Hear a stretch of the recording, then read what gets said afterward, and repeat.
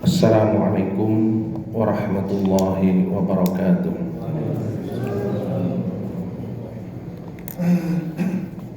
Alhamdulillahilladzi an'ama 'alaina bi ni'matil iman wal islam. Asyhadu an la ilaha illallah wahdahu la syarika lah wa asyhadu anna Muhammadan 'abduhu wa rasuluh.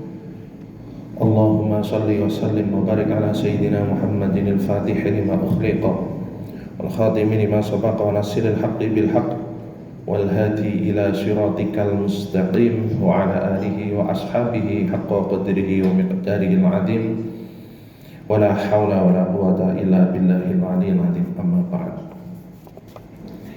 Bapak hadirin yang dirahmati Allah Ta'ala, alhamdulillah pada malam hari ini kita masih diperkenankan oleh Allah Ta'ala untuk berkumpul, bermajelis, memenuhi kewajiban sholat isya. Lajeng mangke insyaallah dilanjutkan dengan sholat tarawih. Semoga Allah Ta'ala menerima setiap amal ibadah kita pada hari ini, amin ya rabbal alamin. Salam serta salam semoga tetap dan terus tercurahkan kepada junjungan kita Nabi Agung Muhammad sallallahu alaihi wa alihi wasallam. Sampaikan pula kepada segenap keluarga beliau, sahabat beliau dan seluruh pengikut beliau, insyaallah termasuk kita semua. Amin Allahumma amin. Bapak sekalian, dalu menika saya akan sedikit mengulas tentang sebuah ayat yang sangat singkat, tetapi mesti jenengan hafal, tetapi maknanya yang luar biasa. Ayat itu kita ulang-ulang sedikitnya 17 kali, dan di bulan Ramadan ini meningkat drastis dengan beberapa yang sholat tarawih 23 rakaat, hampir lebih dari 2 kali lipat peningkatannya. Ayat itu adalah ihdinas syiratal mustaqim. Pemanaan yang umum mengatakan tunjukkanlah kami pada jalan yang lurus. Tetapi pemanaan yang lebih dalam maknanya adalah bimbing dan antarlah kami memasuki jalan yang lebar dan luas. Nah, kata ihdina menika terambil dari akar kata dari huruf ha, dal dan ya.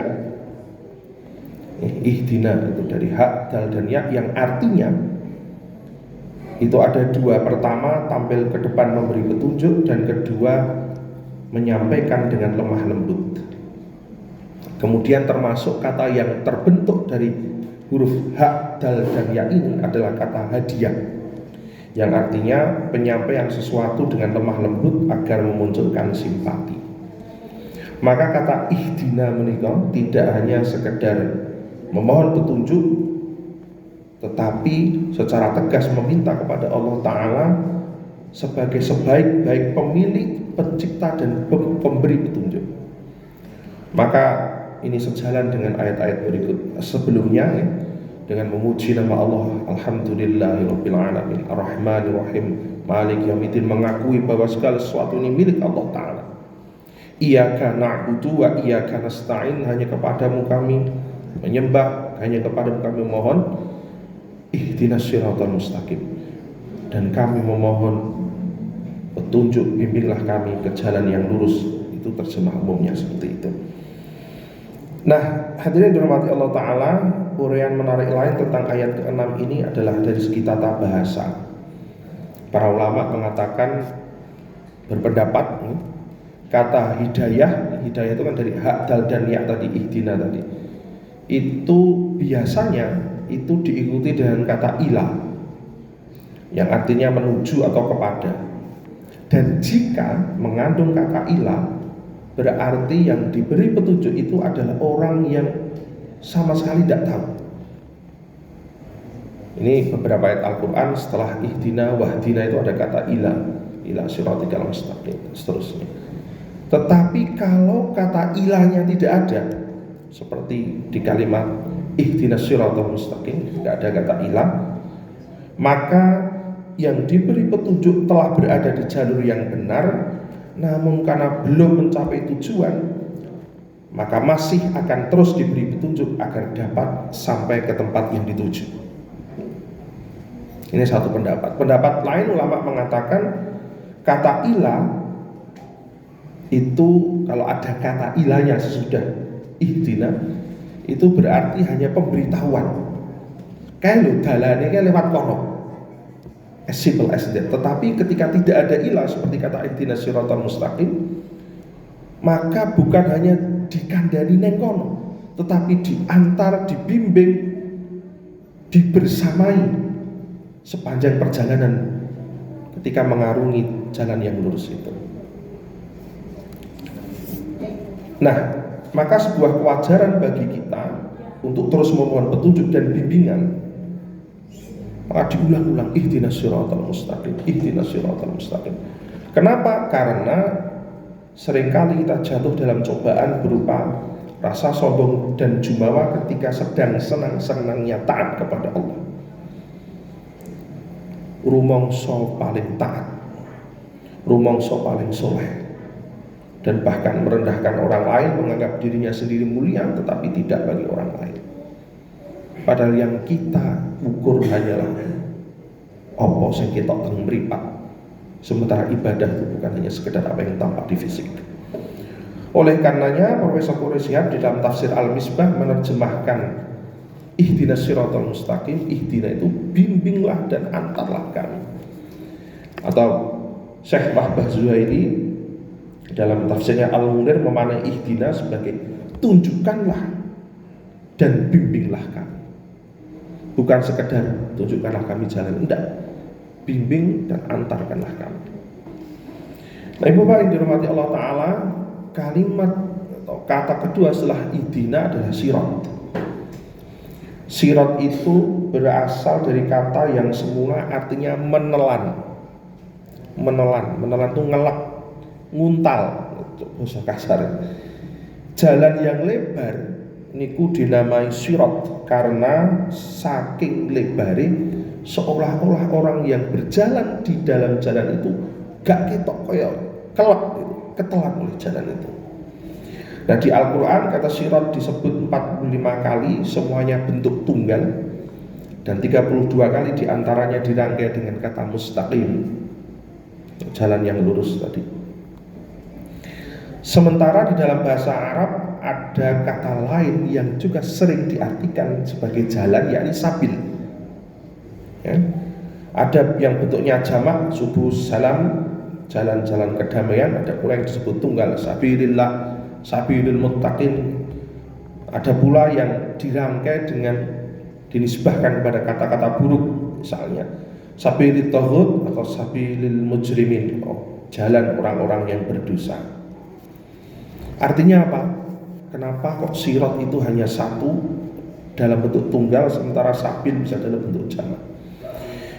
Artinya bahwa sirat itu hanya satu dan itu selalu benar, sedangkan sabil boleh jadi ada yang hak, ada yang batil.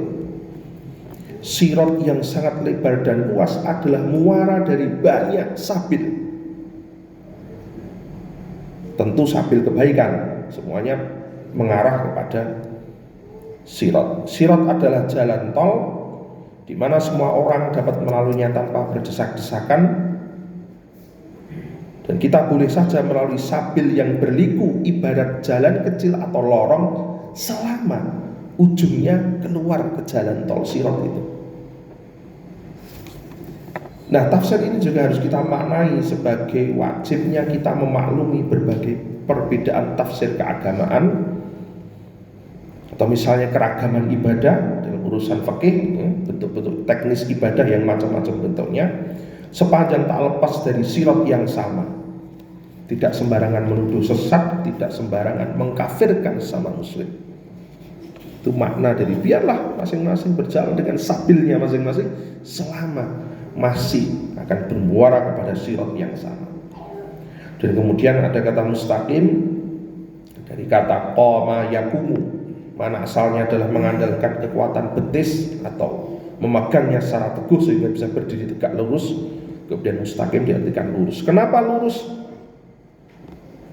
Karena kalau sirat itu terlalu banyak belokan, terlalu banyak tikungan, maka perjalanan akan menjadi lama. Dan Allah tidak menghendaki itu. Yang dikehendaki adalah jalan yang lurus, karena jalan yang nyaman beragama adalah lebar, lurus, dan dekat. Karena kalau belok-belok itu berarti jalannya lebih panjang. Nah, hadirin rahimakumullah, kata terdekat, ya, lurus itu kan kemudian maknanya dekat. Ini sesuai dengan firman Allah Ta'ala. Misalnya Allah Ta'ala berfirman mengingatkan kepada kita, yuridullahu bikumul yusra wala yuridu bikumul usra. Allah Ta'ala menghendaki kemudahan dan tidak menghendaki kesulitan. Kanjeng Nabi juga ngendika, idza amartukum bi amrin, apabila aku perintahkan kepada kalian mengerjakan sesuatu, fa'tu minhu mastata'tum, kerjakanlah semampu kalian. Maka kemudian Imam Ibnu Athaillah As-Sakandari, seorang ulama dari Mesir, di dalam kitab Al-Hikam mengatakan begini, menulis begini dalam kitab Al-Hikam, tanawwa'at ajnasul a'mali, jenis amal ibadah bermacam-macam bentuknya, litanawwu'i waridatil ahwal, karena beragamnya kondisi ruhani, kejiwaan, dan sosial yang melingkupi. Imam Asy-Syarqawi, seorang rektor Al-Azhar, mensyarahkan, menjelaskan bait ini dengan mengatakan, jenis amal berbeda-beda pada para pelaku amal karena berbeda-bedanya kondisi warid. Jadi, waridatil ahwal, kondisi warid. Apa itu warid? Warid itu pengalaman ruhani yang masuk ke hati ini sampean masing-masing, yang menghasilkan keadaan pada hati mereka sehingga mengakibatkan kecondongan mereka terhadap amal masing-masing. Karena itu, kata Imam Asy-Syarqawi, akan kau temukan seorang murid yang lebih rajin salat, tapi juga ada yang lain rajin untuk puasa. Artinya Ibu Bapak rahimakumullah, banyaknya jalan yang tersedia di hadapan kita, mari kita memilih mana yang mudah menurut batas diri kita masing-masing. Ya, batas diri, bukan menurut diri. Nek menurut diri kok sak karepe dhewe. Aku malas. Tapi menurut batas diri masing-masing. Iso aku tekan sakmono berarti tak polki. Bukan berarti menyepelekan ajaran agama, tetapi memeluknya dengan penuh rasa taat semaksimal mungkin sesuai dengan batas kita masing-masing. Sebagaimana Allah Ta'ala isyaratkan tentang kemudahan, sebagaimana Kanjeng Nabi isyaratkan tentang mastata'tum, semampu kalian. Dan Allah Azza wa Jalla tahu keadaan kita, termasuk sejauh mana kesungguhan kita ibadah mencapai batas-batas itu. Nabi SAW itu memberikan rentang yang sangat luas. Ada ibadah yang sangat berat, mengorbankan nyawa, tapi juga ada ibadah yang simpel, menunjukkan wajah dengan penuh senyum. Nabi mengajarkan korbankanlah hartamu di fisabilillah, tapi Nabi juga mengajarkan bacaan subhanallah itu sedekah. Rentang yang sangat luas ini agar bisa mengakomodir waridatil ahwal, kondisi warid yang berbeda-beda, kondisi sosial yang berbeda-beda. Dan inilah indahnya Islam. Teng Ramadan niku, kalau memang kerja ini menafkahi keluarganya, misalnya adalah satpam, kira-kira piketnya dari maghrib sampai sahur misalnya, ya jangan dipaksakan tarweh. Kalau memang tidak bisa, engkau ditinggal deres malingi panen. Satpam itu kewajibannya jangan sampai sesuatu yang wajib itu dikalahkan dengan yang sunnah. Tapi tidak iso berusaha pindah shift misalnya, diskusi dengan yang punya gentenan misalnya, itu tidak masalah. Itu kan cara kita mencari kesempatan ibadah, tapi jangan dipaksakan. Kalau seorang dosen dan mahasiswa misalnya, ya kalau paginya ada kuliah pagi atau ada ujian, ya malam itu sing deres kira-kira aja tekan sahur lah. Engko dosene ngantuk, mahasiswane ngantuk. Isine duh turu kabeh. Dosene jelaske karo ngantuk, mahasiswane ngorok kabeh gitu. sehingga kewajiban menuntut ilmu itu menjadi berkurang. Tapi itu bisa diakali dengan cara-cara. Nah, inilah kita gimana caranya mencari batas-batas itu. Yang penting, Bapak Ibu rahimakumullah, amal-amal itu semua yang penting. Artinya Allah Ta'ala memaklumi adanya waridatil ahwal, kondisi yang berbeda-beda, sehingga bentuk-bentuk ibadah itu akan berbeda satu sama lain. Tetapi yang terpenting, kata Imam Ibnu Athaillah, adalah di bait selanjutnya. Beliau mengatakan, al-a'malu suwarun qa'imah. Amal itu adalah kerangka yang tegak.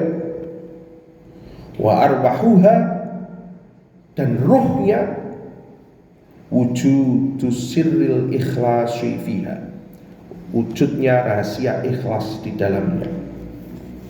Imam Asy-Syarqawi menjelaskan bait ini dengan mengatakan bahwa amal lahiriah itu ibarat individu yang tak bernyawa sehingga tak mendatangkan manfaat, dan yang menghidupkannya adalah rasa ikhlas sehingga amal itu bisa menampakkan manfaatnya.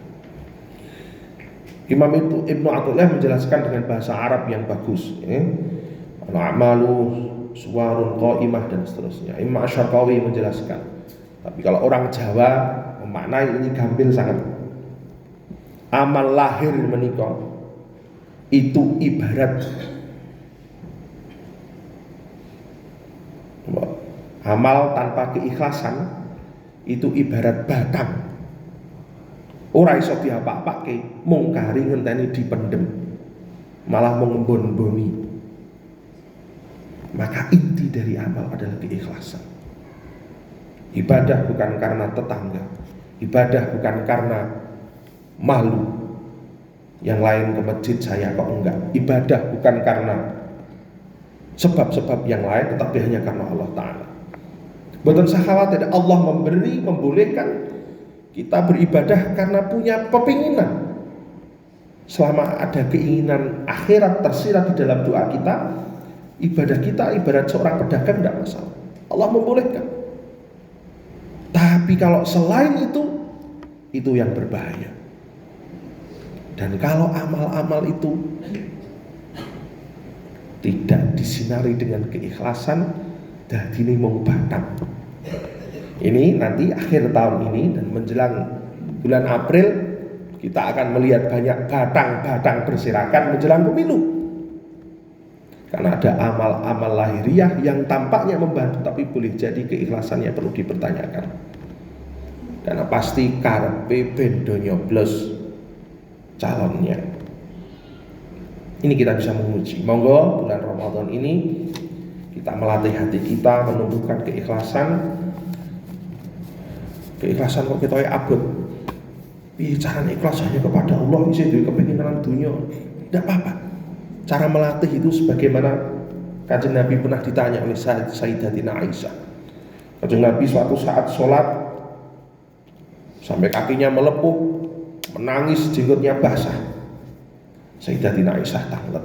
Kanjeng Nabi jenengan pun maksum, dosane pun diampuni, sing biyen dan yang akan datang. Ngopo jenengan kok isih sholat, isih ibadah? Nabi menjawab dengan simpel, apakah aku tidak boleh menjadi hamba yang bersyukur? Maka salah satu cara melatih keikhlasan adalah kita beribadah sebagai bentuk matur nuwun dhateng Gusti Allah karena telah memberikan nikmat yang luar biasa, memberikan kesehatan, memberikan kesempatan, memberikan oksigen, memberikan dan seterusnya yang daftarnya tidak akan pernah bisa kita hitung. Semoga bermanfaat. Wallahu muwaffiq ila aqwamit thoriq. Assalamualaikum warahmatullahi wabarakatuh.